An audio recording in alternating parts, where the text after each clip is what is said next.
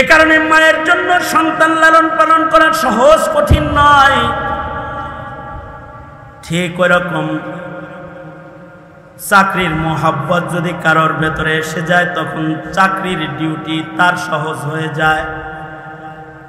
যদিও সেটা night duty হয়, কঠিন ডিউটি হয়, তার জন্য সহজ হয়ে যায়। কৃষক রৌদ্রে পুড়ে চাষাবাদ করা তার সহজ হয়ে যায় যখন ক্ষেত খামারির মোহাব্বত কৃষকের ভেতরে পাওয়া যায়।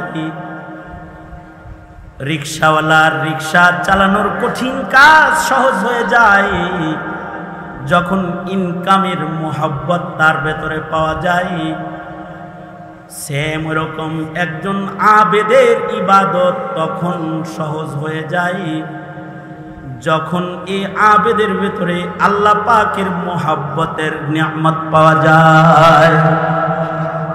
যদি আল্লাহর মোহাব্বতের নিয়ামত কারোর ভিতরে আইসা যায়, ফজরের আজান শুনে আরামের ঘুম হারাম করে দাঁড়ায় যেতে তার কষ্ট হয় না।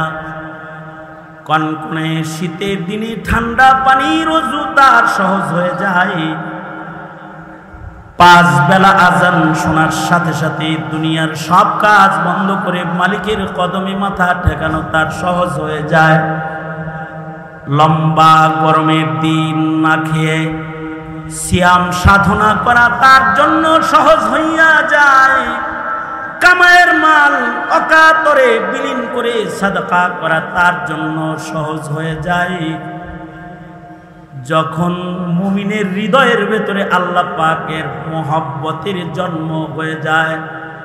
এই মোহাব্বতের জন্ম যদি বাচ্চা বয়সে হয় তো বাচ্চা বয়সে আল্লাহওয়ালা হয়ে যায়। 60 বছর বয়স হয়েছে কিন্তু আল্লাহর মোহাব্বতটা কোনোভাবে অর্জন করতে সক্ষম হয় নাই। 60 বছরের বুড়ারও ইবাদত করার কিসমত আর হয় না, কারণ তার হৃদয়ের ভেতরে এক মোহাব্বতি কাজি বিষয় হ্যাঁ বয়া করনা নামুমকিন হ্যায়। न खाता है न पीता है न जीता है न मरता है। न खाता है न पीता है न जीता है न मरता है। এটা এমনই একটা আজব জিনিস। এটা এসে গেলে তখন খাওয়ান লাগে না, পান করান লাগে না, যা খায় বমি করে ফেলে দেয় মা। এরপরেও সন্তানের মায়ায় পেটে সন্তান নিয়ে হাসি মুখে কথা বলে।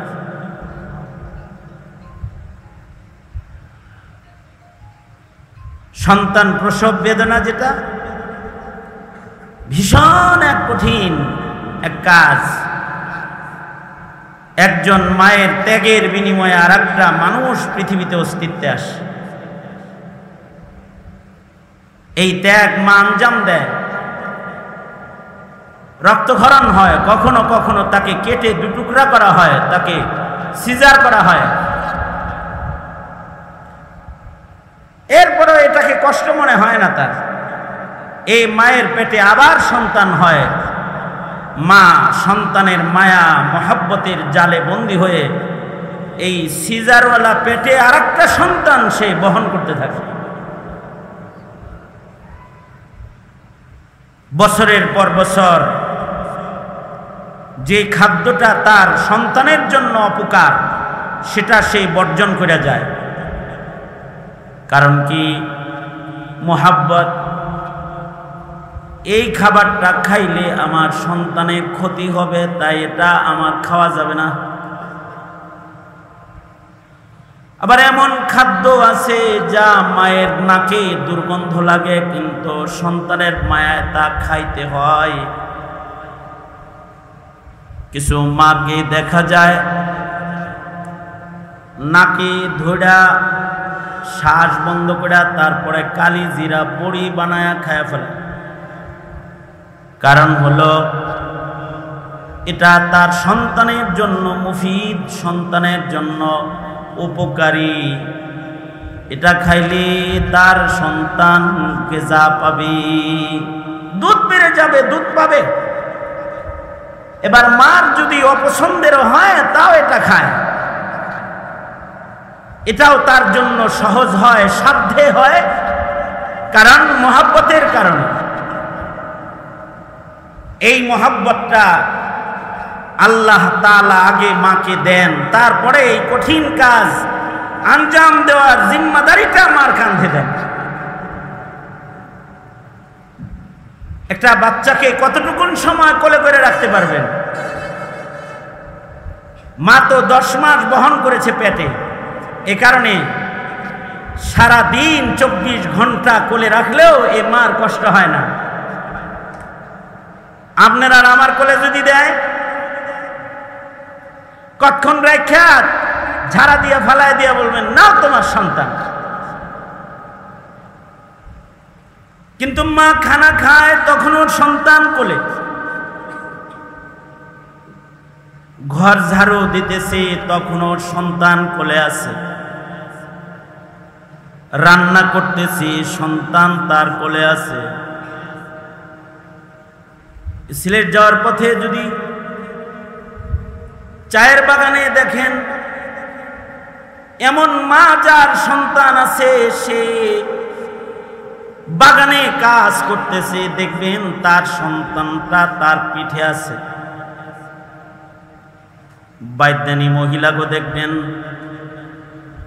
সন্তান পিঠে নিয়া, মাথায় বোঝা নিয়া, হাসি মুখে হাইটা যেতেছে। সন্তানের এই বোঝাটা তার কাছে বোঝা মনে হইতেছে না, কারণ মুহাব্বত। আল্লাহ তাআলা তাকে সন্তান দেওয়ার আগে মুহাব্বত দান করেছেন, এ কারণে এটা কষ্ট মনে হইতেছে না। এটার ভেতরেও, এই কষ্টের ভেতরে কিছু তৃপ্তি আছে। ডক্টর ইকবাল বলেছেন, जफा जो इश्क में होती है वो जफा ही नहीं, सितम ना हो तू मोहब्बत में कुछ मजा ही नहीं। जफा जो इश्क में होती है वो जफा ही नहीं, सितम ना हो तू मोहब्बत में कुछ मजा ही नहीं। मोहब्बतेर कारणे जे कष्टटा एसे जाए, এই কষ্টের ভেতরেও একটা তৃপ্তি পাওয়া যায় যদি মোহাব্বতটা আসলে মোহাব্বত হয়।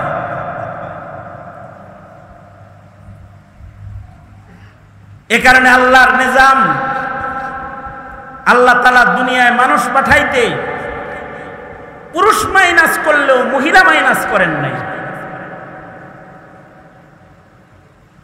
ঈসা আলাইহিস সালামকে দুনিয়ায় পাঠাইছেন, বাপ দেন নাই, কিন্তু মা দিয়েছেন। কারণ মায়ের মমতা, মায়ের ভালোবাসা, এইটা ছাড়া এই কঠিন জীবন বচপন থেকে একটা সন্তান গড়ে ওঠা, এটা কঠিন কাজ, কে আঞ্জাম দিবে? এ কারণে মায়ের অনেক দাম। আল জান্নাতু তাহতা আকদামিল উম্মাহাত, জান্নাতকে আল্লাহ তাআলা মায়েদের পায়ের নিচে রেখে দিয়েছেন। মায়ের পায়ের নিচে জান্নাত রেখেছেন।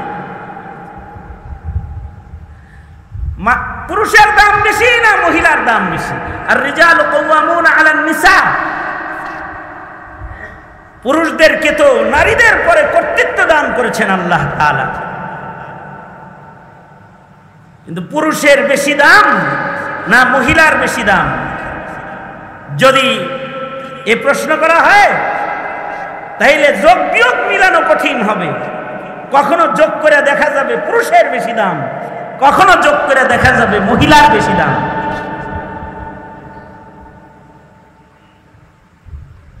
যদি পুরুষের দামই শুধু থাকতো তাহলে সব মহিলারা দোয়া করে পুরুষ হওয়ার নিয়ত করত।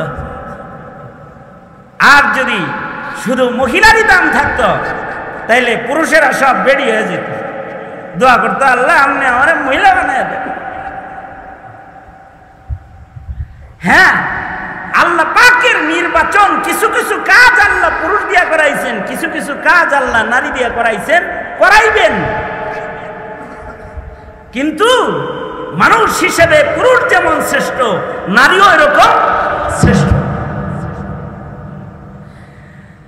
এক লোক হযরত রাবিয়াতুল বসরির কাছে গেছে। রাবিয়া বসরি, এক যুবক রাবিয়া বসরির কাছে গেছে। রাবিয়া বসরি এক মহিয়সী নারীর নাম,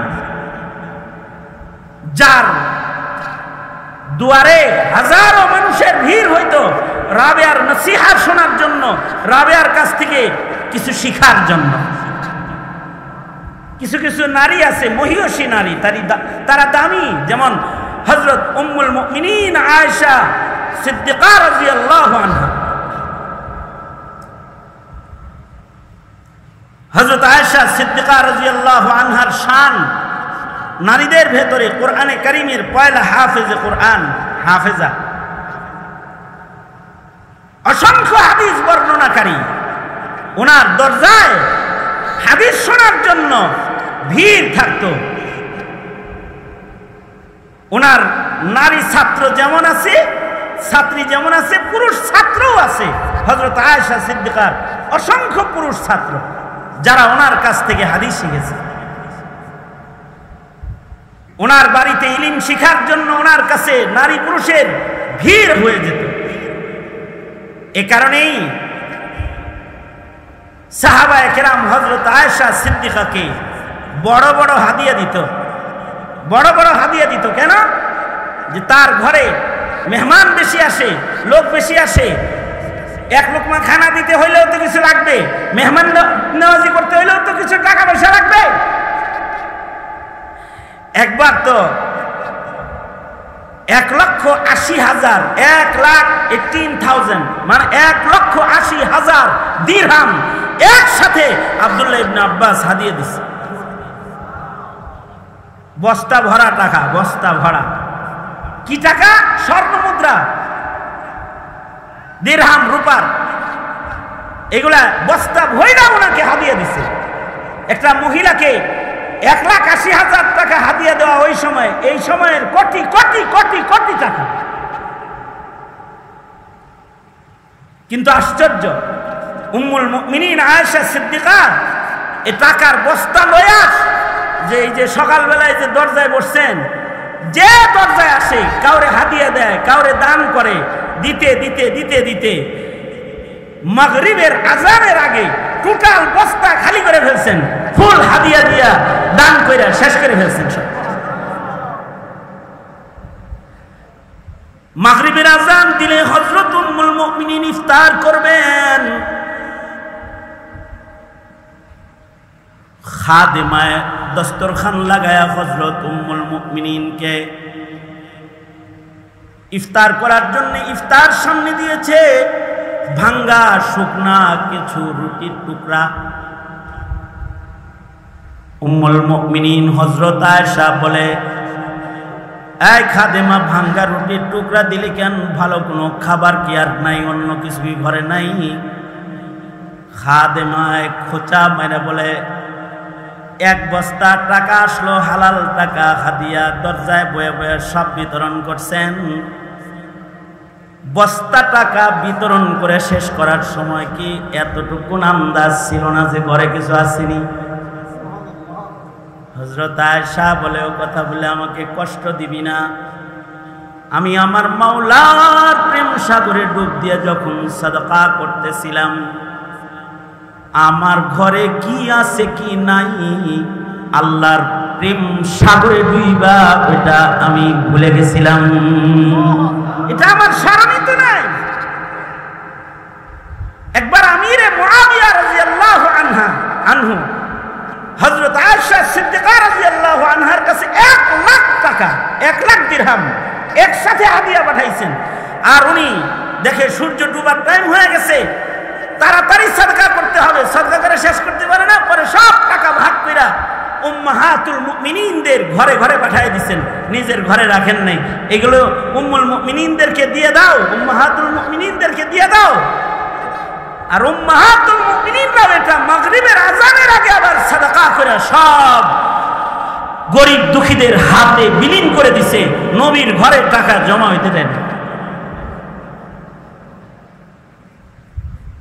হযরত আয়েশা সিদ্দিকার কাছে অনেক পুরুষও ইলম শিখতে আসতো। পুরুষ ইলম শিখতে আসলে কি হযরত আয়েশা সিদ্দিকা কি তাদের সামনে যাইতেন? পর্দার ভেতর থেকে পড়াইতেন। পর্দার মাসআলায় হযরত আয়েশা সিদ্দিকার মতো শক্ত সাহাবায়ে কেরামের ভেতরে, নারী সাহাবীদের ভেতরে এর দৃষ্টান্ত পাওয়া কঠিন। হযরত আয়েশা সিদ্দিকা রাদিয়াল্লাহু আনহার কাছে একবার ওনার বাপের দুধ ভাই অর্থাৎ ওনার রেজাই চাচা অর্থাৎ হযরত সিদ্দিক আকবর যার দুধ পান করছেন, যিনি হযরত আয়েশার দরজায় আসছে তিনিও ওই মহিলারই দুধ পান করছেন, অর্থাৎ হযরত আবু বকরের রেজাই ভাই হযরত আয়েশা সিদ্দিকার ঘরের দরজায় আসছে। আয়েশা কি বলে? আয়েশা বলতেছে, মা আয়েশা, কতদিন তোকে দেখি না, তোর জন্য দিল পুড়ে, তাই আমি তোর চাচা তোকে দেখতে আসছি, দরজাটা খোল মা, তোর সাথে সামনে বসে একটু কথা বলি। হযরত আয়েশা বললেন, আপনি আমার রেজাই চাচা, আপনি আমার সামনে এসে কথা বলতে চান, দরজা খুইলা আমি ততক্ষণ পর্যন্ত আপনার সামনে যাব না যতক্ষণ না পর্যন্ত রাসূল আমাকে ইজাজত না দিবেন। আমি চাচা, তোর চাচা? না চাচা ঠিক আছে, কিন্তু রেজাই চাচার সাথে যে পর্দা করতে হবে কি হবে না এটা আমার জানা নাই। আমি শরীয়তে ইসলামের খেলাফ কোন কাজ হঠাৎ করে ফেলতে পারবো না। এবং চাচার সাথে দেখা করেন নাই, বিদায় দিয়ে দিছেন। বিকাল বেলায় আল্লাহর নবী ঘরে আসলে হযরত আয়েশা সিদ্দিকা বললেন, আল্লাহর নবী, আমার রেজাই চাচা ছিল আমার সাথে দেখা করতে, আমার জন্য নাকি তার দিল পুড়ে কথা বলতে আসছিল, আমি তার লগে দেখা করি নাই, দরজা থেকে তাকে বিদায় দিয়ে দিছি, আমার কি তার সাথে দেখা করা জায়েজ? আল্লাহর রাসূল বললেন, আয়েশা আইতে দিতা, কারণ নসবের দ্বারাই যেটা সাবিত হয়, রেজাতের দ্বারাই ওটা সাবিত হয়। মায়ের পেটে থাকলে যেটা সাবিত হয়, মায়ের দুগ্ধ খাইলে ওইটা সাবিত হয়ে যায়। অর্থাৎ হাকিকি চাচার সাথে যেমন দেখা করা যায়, রেজাই চাচার সাথেও দেখা করা যায়। কিন্তু উনি পর্দার মাসআলায় এত শক্ত যে নিজের রেজাই চাচার লগেও দেখা করতেছেন। আল্লাহর রাসূলের ইন্তেকাল হয়ে গেলে আল্লাহর রাসূল সাল্লাল্লাহু আলাইহি ওয়াসাল্লাম হযরত আয়েশা সিদ্দিকার কামরার মধ্যেই নবীজির দাফন, অর্থাৎ নবীজির রওজায়ে আতহারটাই হযরত আয়েশা সিদ্দিকার হুজরায়ে আয়েশা। এই হুজরায়ে আয়েশা আল্লাহর রাসূল শুয়ে আছেন, একদিকে নবীজির কবর আর আরেক পাশে হযরত আয়েশা যতদিন বেঁচে ছিলেন ওইখানে থাকতেন। কিছুদিন পরে আবু বকর সিদ্দিক রাদিয়াল্লাহু আনহুর যখন ইন্তেকাল হইল, তো এবার নবীজির কদমের কাছে হযরত আবু বকরকেও দাফন করা হইল। এবার ঘরের ভেতরে তিনজন, দুইজন বরজখে কবরে আর একজন জমিনের উপরে, অর্থাৎ হযরত আয়েশা সিদ্দিকা তখন ওই ঘরেই থাকেন। কিছুদিন পরে হযরত উমর যখন খলিফা হলেন, হযরত উমর যেদিন ইন্তেকাল করলেন, তিনি নবীজির কদমের কাছে হযরত আয়েশার কাছে জায়গা চাইলেন যে আমাকে একটু নবীজির কদমের কাছে যদি উম্মুল মুমিনিন জায়গা দেন তাহলে আমার কবরটা ওখানে হইতো। উম্মুল মুমিনিন হযরত আয়েশা নিজের কবরের জায়গাটা ওমরকে দিয়ে দিলেন। এবার হুজরায়ে আয়েশায় কবর হইল কয়টা? আকরে চায় রয়েছেন কেন? নাকি আমার দেহাবাদ দিয়ে ওনারা দেখতেছেন? হ্যাঁ, আমাদের দেশের মানুষ, আমি বিদেশ থেকে আইছি না। আশরাফি সাহেবের ভক্ত এলাকায় অনেক, তাই না? সবাই যদি জানতো যে উনি এনে আছে তাহলে ভেঙে চলে আসতো, এটা ঘরোয়া মজলিস। তো বারহাল এদিকে তাকান, অঙ্ক কষেন, এবার কবর কয়টা? হ্যাঁ, 3টা। এতদিন কিন্তু হযরত আয়েশা পর্দা করেন নাই, কিন্তু এবার হযরত আয়েশা হযরত উমরের কবর যখন নবীর কদমের কাছে আয়া পড়ছে, এবার হযরত আয়েশা কবরগুলোকে পর্দার ভেতরে দিয়ে নিজের থাকার জায়গা আর রওজায় ধারের মাঝখান দিয়া হযরত উমরের কবর সহ একটা মোটা কাপড়ের পর্দা এই পাশ থেকে ওই পাশে টানায়া দিয়েছেন। কখনো নবীর জিয়ারত করতে হলে পর্দার এক কোণা দিয়ে নবীজির মাথার কাছে বসে বসে উনি দরুদ পড়তেন। ওনাকে জিজ্ঞেস করা হয়, কবরের মানুষের সাথে আবার কি এর পর্দা? এতদিন পর্যন্ত কামরার ভিতরে পর্দা দেন নাই, আজকে কেন পর্দা টানা এলেন? হযরত আয়েশা বলে, এতদিন পর্যন্ত কবরে ছিল নবী আর খলিফাতুন নবী, এতদিন পর্যন্ত কবরে ছিল আমার সরওয়ার, আমার পয়গম্বর, আমার স্বামী। স্বামীর সাথে মহিলার পর্দা নাই। এতদিন ছিল আমার বাবা, বাবার সাথে মেয়ের পর্দা নাই। কিন্তু আজকে তোমরা যাকে কবর দিয়েছ, উমরের সাথে আমার পর্দা আছে। উমর কবরে আছে, এমন ঘরের ভেতরে পর্দা ছাড়া থাকতে আমি আয়েশার লজ্জা হয়। কবরের মানুষের সাথে পর্দা কতটুকুন সতর্ক হইলে কবরে শুয়ে থাকা মানুষের সাথে পর্দা করে? পর্দা করবেনই না কেন? উমর তো শহীদ, আর শহীদরা তো কবরে জিন্দা। নবীরাও কবরে জিন্দা, নবীজি ঘুমিয়ে আছেন, নবীও কবরে জিন্দা। হযরত আবু বকর শহীদ, শহীদরা মৃত না। হযরত সিদ্দিক আকবরেরও মরণ হয়েছে সাপের বিষের কামড়ে, হুকমান শহীদ। আর হযরত উমরও শহীদ, শহীদরাও কবরে জিন্দা। নবী আলাইহিস সালাতু ওয়াস সালাম হায়াতুন নবী, কবরে জিন্দা। কবরে নবীজি জিন্দা না মুর্দা, এটা সাবেত করার জন্য কোরআন হাদিসের আয়াত দিতেন না আমাদের আকাবিররা। আমাদের আকাবিররা বলতেন, আকাবির উলামায়ে দেওবন্দের ইলম থেকে উপকৃত হও। আমাদের আকাবির উলামায়ে দেওবন্দের কত সুন্দর সুন্দর তাফসীর। তাই নবীজি কবরে জিন্দা। জিন্দা এ কারণেই, জিন্দা মানুষের লাশ মাটি খাইতে পারে না। পয়গম্বররা কবরে জিন্দা, পয়গম্বরের লাশ অক্ষত অবস্থায় কবরে আছে। কবরে নবীজি জিন্দা, এ কারণেই নবীজির মিরাস বন্টন হয় নাই। মরা মানুষের মিরাস বন্টন হয়, নবীজির মিরাস বন্টন হয় নাই। মরা মানুষের বিবির আর এক জায়গায় বিয়ে হয়, নবীর স্ত্রীদের অন্যত্র বিবাহ আল্লাহ হারাম করে দিয়েছেন, কারণ নবীজি তো এখানে জিন্দা। হায়াতুন নবী, আমরা দরুদ পড়লে আমাদের দরুদ নবীজির কাছে পৌঁছানো হয়। হযরত আয়েশা সিদ্দিকা বলে, শহীদ জীবিত একজন শুয়ে রয়েছে, তার সাথে পর্দা ছাড়া এখানে থাকতে আমার লজ্জা হয়। তার মানে আবরু আর পর্দার ব্যাপারে হযরত আয়েশা এত শক্ত যে কবরের মানুষের লোকেও পর্দা করে। তাহলে সেই মানুষ যখন ছাত্র পড়াইতেন, কতটুকুন পর্দা করে পড়াইতেন আন্দাজ করে লঙ্গা।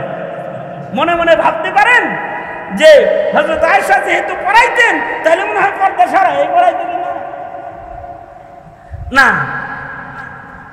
ওই রকম হযরত রাবিয়াতুল বসরির কাছে মানুষ আসতো, পর্দার ভেতর থেকে ওনার কাছ থেকে মানুষ উপকৃত হইত, পর্দার ভেতর থেকে উপকৃত হইত। এক যুবক আসছে, যুবক আয়েশা বলে, আপনার কাছে আসি, কিন্তু একটা কথা, আপনার এত নাম ডাক, আপনার এই নেককার মহিলা হিসাবে, বুজুর্গ আল্লাহওয়ালা হিসাবে সারা শহর চিনে, সবাই চিনে। আহারে তাইলে না লাভ হইতো, মহিলা হয়ে তো আপনার দাম কমে গেছে। রাবেয়া বসরি বলে মহিলাদের দাম কম, পুরুষের দাম বেশি।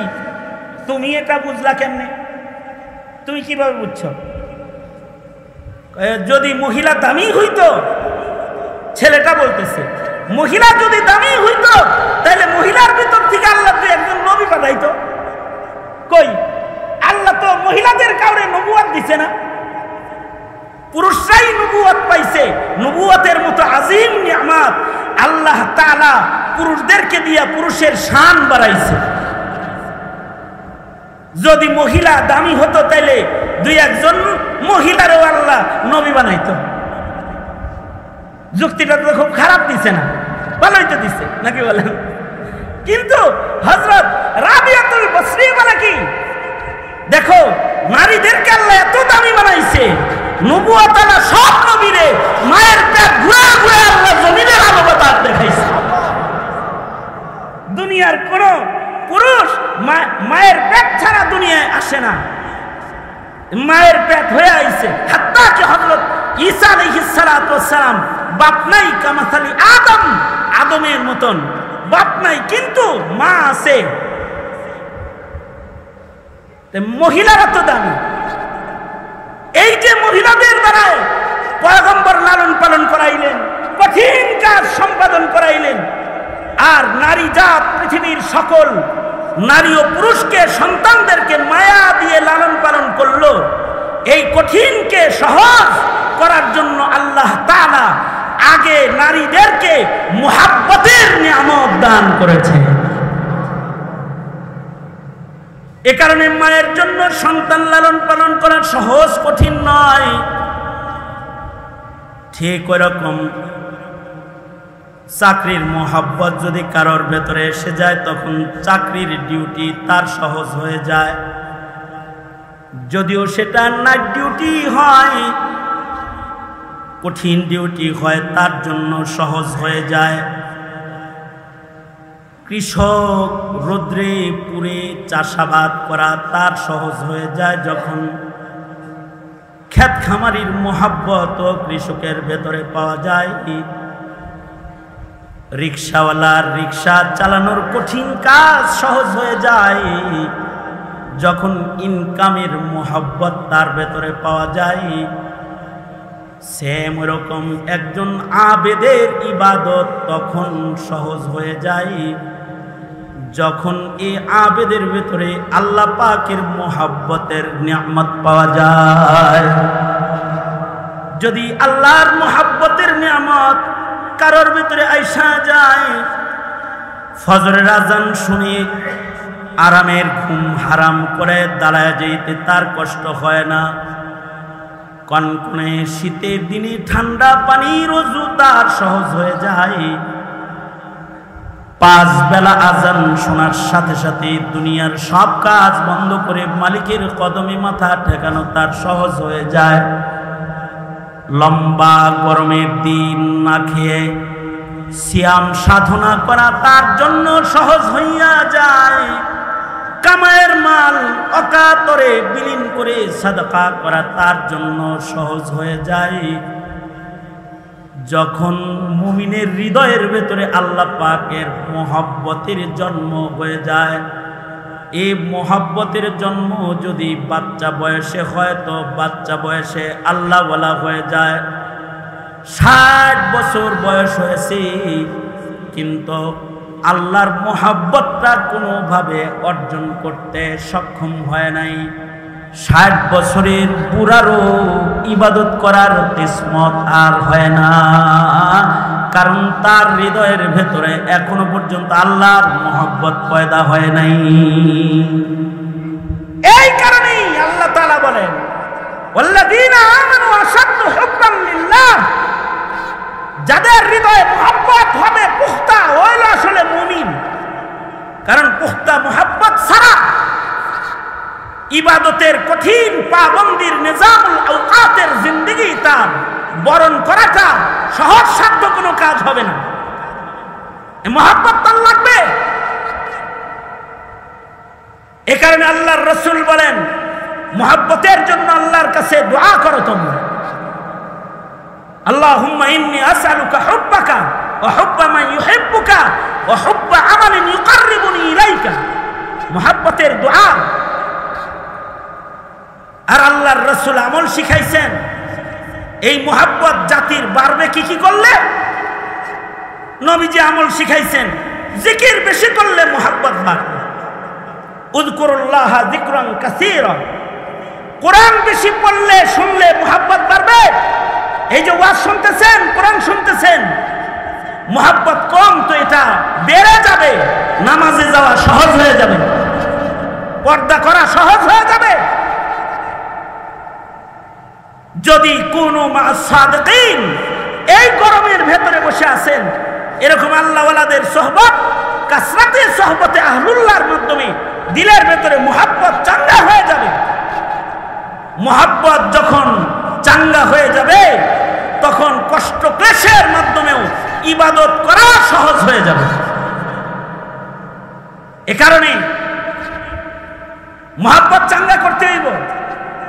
আল্লাহর লগে মুহাব্বত চাঙ্গা করার মাধ্যমে ইবাদত বেশি করে আল্লাহর প্রিয় হতে হয়।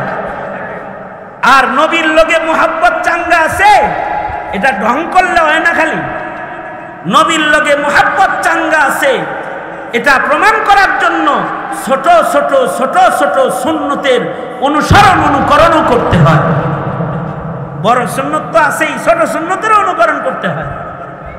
জিন্দেগি সুন্নত মাফিক গঠন করে নবীর মুহাব্বত চাঙ্গা, এটা প্রমাণ করতে হয়। আমাদের তো এখন সুন্নতবিহীন জিন্দেগি বরণ করার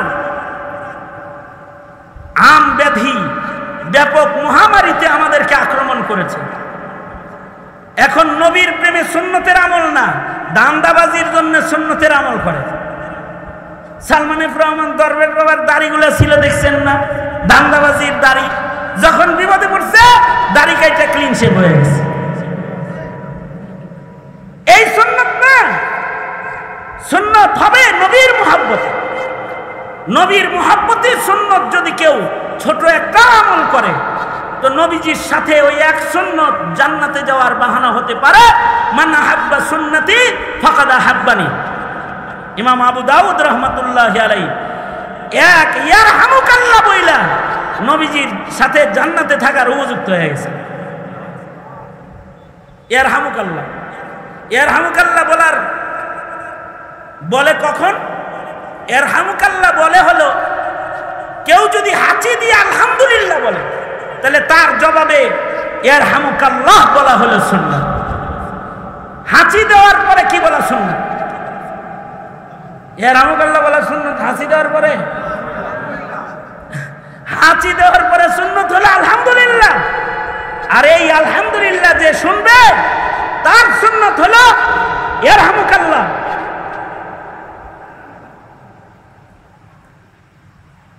কাজী আফি রহমতুল্লাহি আলাইহি বাদশাহ হারুনুর রশিদের যুগে প্রধান বিচারপতি ছিলেন। ইমাম আবু ইউসুফ রহমতুল্লাহি আলাইহি ওনার খাস ছাত্র ছিলেন কাজী আফি। বিচারপতি ছিলেন, বিচারপতি। বিচারপতি মানিকের মতো বিচারপতি না, ন্যায়পরায়ণ এক বিচারপতি ছিলেন। কিন্তু অনেক সময় নেককার মানুষের ব্যাপারেও কথা উঠে, ভালো মানুষের ব্যাপারে অনেক সময় কি উঠে? গান্দা সমাজে কত কিছুই তো আলোচনায় উঠে। ছিলেন তো ন্যায়পরায়ণ বিচারপতি, কিন্তু ওনার নামে বাদশাহ হারুনুর রশিদের দরবারে নালিশ গেল। কি নালিশ? নালিশ হল কাজী আফি বিচারে স্বজন প্রীতি করে। কি করে? স্বজন প্রীতি, অর্থাৎ বিচার করার সময় নিজের লোকদের সাথে নরমি আচরণ করে। বড় ধরনের একটা ইলজাম না? অবশ্য এই অভিযোগ ওই সময়ে ওই যুগে বিচারপতির পদ যাওয়ার জন্য কারণ ছিল।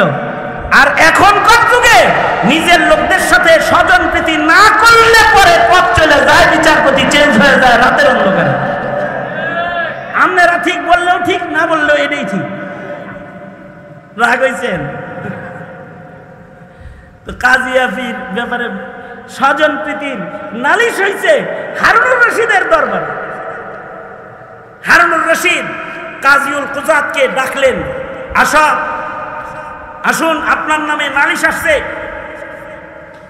বুঝাপড়া আছে। তো কাজী সাহেব বাদশাহ হারুনুর রশিদের দরবারে গেছে। খেয়াল করে শুনেন, কিন্তু এটা আমার শেষ কথা, কারণ আমার এত কাজ করার সব জায়গায় নাই গরমের ভিতরে, এটা শেষ কথা। তা কাজী আফিকে ডাকলেন হারুনুর রশিদ। হারুনুর রশিদ এক ন্যায়পরায়ণ এক খলিফাতুল মুসলিমিনের নাম। উনি ডাকছেন, এইরকম দরবারে এজলাস বসেছে, এই এজলাসের ভেতরে কাজী সাহেব আসছেন। কিন্তু আশ্চর্য কাহিনী হলো, আজব বিষয় হলো, উনিও ভিতরে ঢুকছেন, বসছেন, আর এমন সময় হারুনুর রশিদ একটা হাসি দিছে।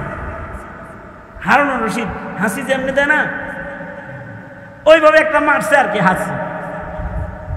হারুনুর রশিদ বাদশাহ হাসি দিছে, ওনার হাসির জবটা কিরকম হইতে পারে? দরবারে যা বসা ছিল সবাই মিলা জোরে করে বলছে ইয়ারহামুকাল্লাহ, সুন্নতের আমল করে আলাইছে। কিন্তু হারুনুর রশিদ খেয়াল করে দেখে সবাই তো ইয়ারহামুকাল্লাহ বলছে, কিন্তু কাজীউল কুজাত ইয়াফঈ রাহমাতুল্লাহ আলাইহি উনি ইয়ারহামুকাল্লাহ কইছে না, উনি ইয়ারহামুকাল্লাহ বলে নাই। কাজী ইয়াফঈ ইয়ারহামুকাল্লাহ বলে নাই। ওনার আরো সন্দেহ হয়েছে, বাদশার সাথে এরকম আচরণ, আমি হাসি দিলাম, এই মজলিসের ভেতরে আমার হাসির জবাবে ইয়ারহামুকাল্লাহটাই বললো না, তার দ্বারা আরো কিছু হইতে পারে। তো ওগুলোর কথা জিজ্ঞাসা না করে আগে জিগাই ইয়ারহামুকাল্লাহ বললো না কেন? হারুনুর রশিদ বলে, এই কাজী সাহেব, হাসি দিলাম, ইয়ারহামুকাল্লাহ বললেন না কেন? কাজী বলে, ইয়ারহামুকাল্লাহ বলবো, আপনি তো আলহামদুলিল্লাহ বলছেন।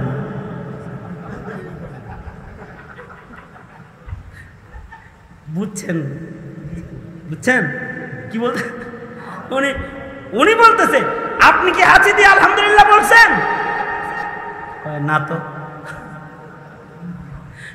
আপনি আলহামদুলিল্লাহ বলেন নাই, ইয়ারহামুকাল্লাহ তো আলহামদুলিল্লাহ বলার পরের সুন্নাত, আগের তার আমল হয় নাই, পরেরটা তো আমার উপরে ওয়াজিবই হয় নাই, আসেই নাই। সবাই যে বলল, সবাই বলছে কারণ সবাই আপনি ক্ষমতার চেয়ারে আছেন, আর এরা সব হলো আপনার চাটুকার আর তেলবাজ, সব বুঝে নিয়েছে। এখন কথা হলো শোনেন, বাদশাহ হারুনুর রশিদ পিস্তলের গুলি দিয়া রাজনীতি করার খলিফাতুল মুসলিমিন না, রাজপথ ছাত্রছাত্রীর রক্ত দিয়া লাল করার মতো জালিম রাজার নাম না হারুনুর রশিদ, যে মানুষের উপরে জুলুম করে নাই, অত্যাচার করে নাই। তার দরবারে শুধু খলিফার চেয়ারের কারণেই যদি তেলবাজ থাকে এইরকম, তাহলে 16 বছর যারা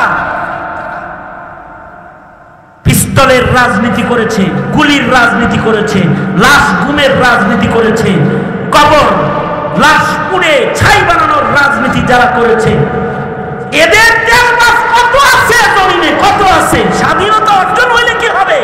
ওই তেলবাজদের জ্বালায় এখনো পর্যন্ত রাষ্ট্রের সাধারণ শৃঙ্খলা ফিরে আসে না, তাদের জ্বালায়।